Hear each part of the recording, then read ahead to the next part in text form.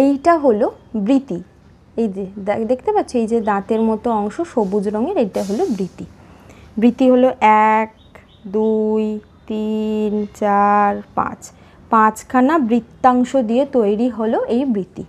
এই বৃতির কাজ হলো যখন এটা কুঁড়ি অবস্থায় থাকে গোটা ফুলটাকে ঢেকে রাখে। তারপর আসি দলমণ্ডলে। এই লালগুলো হলো দলমণ্ডল। এই যে এবার গোনা যাক 1 2 3 4 5, 5খানা দলাংশ রয়েছে, 5টা দলাংশ মিলেই তৈরি হয়েছে দলমণ্ডল। এবার আসি পুংকেশর ও গর্ভকেশরে।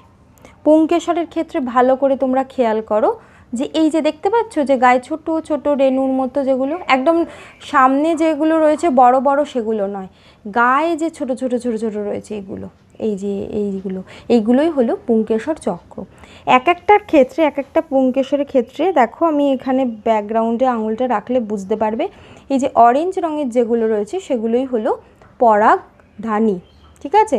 আর তার সাথে যে সরু দণ্ডের মতো অংশ সেইটা হলো পুংদণ্ড। এখন আসি গর্ভকেশরে।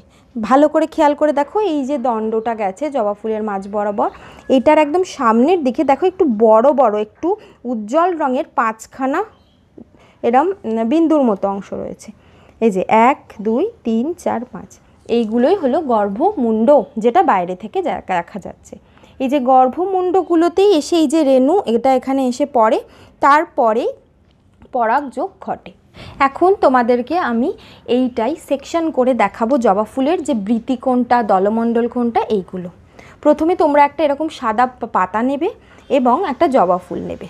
এবার জবা ফুলের ক্ষেত্রে এই যে বৃতির অংশটা এরমভাবে নেবে, এই জায়গায় যে কোনো একটা ছুরি বা ব্লেড নেবে, সাবধানে কাজ করবে যাতে তোমাদের কোনো ক্ষতি না হয়। এরমভাবে হালকা করে কাটবে, খুব হালকা করে একটা দাগ দেবে, ঠিক আছে। হালকা করে দাগ দেওয়ার পরে দেখবে এখান থেকে এটা খুলে গেল। এবার এই জায়গাটা আস্তে করে এরকম খুলে নেবে, আস্তে করে। এই সবুজ অংশটাই হলো বৃতি। এই যেটা গোটাটা খুলে এলো এইটা হলো বৃতি, দেখতে পাচ্ছ। তাহলে জবা ফুলের ক্ষেত্রে এইটা হলো বৃতি। এবার এই এক একটা অংশকে বলে বৃত্তাংশ। খেয়াল করে দেখো 1 2 3 4 5, 5টা বৃত্তাংশ রয়েছে নিয়ে বৃতি তৈরি করেছে। এখন আমি দলমণ্ডলটা দেখাবো।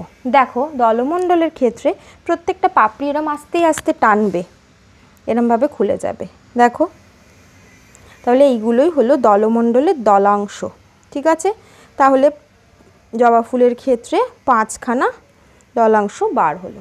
এবার দেখো এই পুংকেশরের ক্ষেত্রে এই যে গায়ে যে ছোট ছোট অংশ, এইগুলো এক একটাই হলো পুংকেশর। এখান থেকে যে কোনো একটা এইরকমভাবে এটাকে যদি হালকা করে ব্লেড চালাও তাহলে এরমভাবে খুলে আসবে।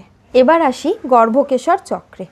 গর্ভকেশর চক্রের ক্ষেত্রে এই যে সামনের দিকে যে এই যে 5টা ব্রাইট অংশ, এইটাই হলো গর্ভকেশর চক্রে যে অংশটা আমরা দেখতে পাচ্ছি। কিছুটা অংশ আমরা দেখতে পাইও না, সেটা কি দেখো, এই যে গায়ের যদি পরাগ রেণুগুলো সব ছাড়িয়ে ফেলো, যেগুলো পুংকেশর, এগুলো সব ছাড়িয়ে ফেললে, ঠিক আছে, শুধু সামনের এই উজ্জ্বল যে 5টা অংশ সেগুলোকেই রাখলে, এগুলো আস্তে আস্তে সব ছাড়িয়ে দিতে হবে।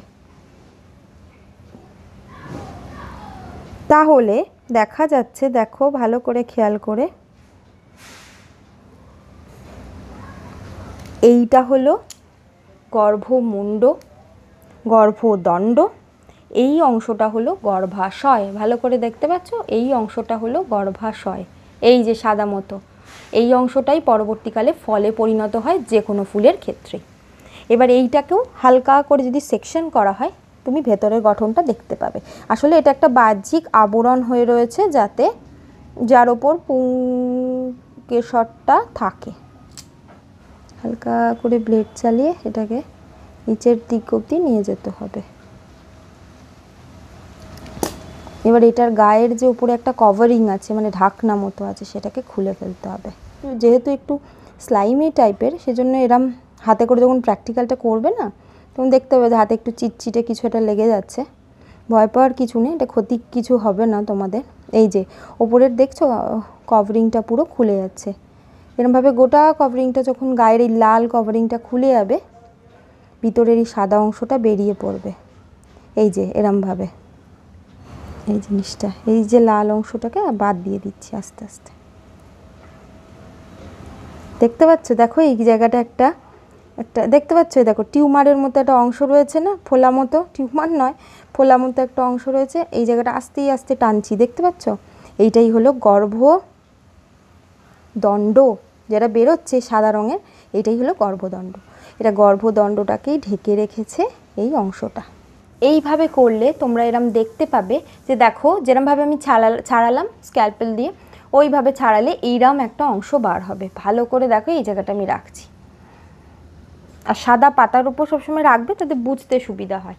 এবার দেখো এই যে অংশটা, এই ডগার দিকের যে অংশ, এটা হলো গর্ভমুণ্ড। তারপরে এই যে অংশ, এটা হলো গর্ভদণ্ড।